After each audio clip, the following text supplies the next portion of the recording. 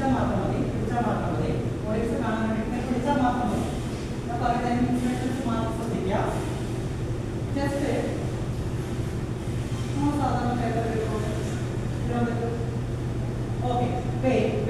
എന്നെ നോക്കാം, എന്റെ കണ്ണിലേക്ക് നോക്കാം. ഞാൻ പറയും ഒന്നും ചെയ്യണ്ട. എന്റെ കണ്ണിലേക്ക് മാത്രം നോക്കാം. ഞാൻ പറയുന്നത് മാത്രം ശ്രദ്ധിക്കാം. ഇപ്പോ സാറിന്റെ കയ്യില് ലെഫ്റ്റ് ഹാൻഡിൽ ഒരു പേപ്പർ, എന്റെ കണ്ണിലേക്ക് മാത്രം നോക്കാം.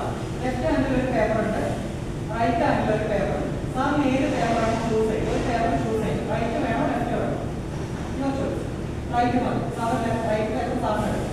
ഓക്കെ, ലെഫ്റ്റ് പേപ്പർ ഞാൻ. ഇനി ഞാൻ പറയുന്ന കാര്യം ജസ്റ്റ് പിടിക്കാം. ഓക്കെ, ഞാൻ പറയുമ്പോൾ മാത്രം തിരിഞ്ഞാൽ മതി.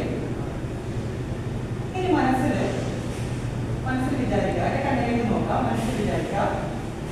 ഇനി സാറിന് ഈ പേപ്പർ കീറാൻ പറ്റില്ല. മനസ്സിൽ വിചാരിക്കുക, ഇനി സാറിന് ഈ പേപ്പർ കീറാൻ പറ്റില്ല എന്ന് മനസ്സിൽ വിചാരിക്കുക. I cannot tear this paper. മനസ്സിൽ വിചാരിക്കുക, ഈ പേപ്പർ കീറാൻ പറ്റില്ല എന്ന് മനസ്സിൽ വിചാരിച്ചുകൊണ്ട് കീറാനായിട്ട് ജസ്റ്റ് ഇതുപോലെ കീറാനായിട്ട്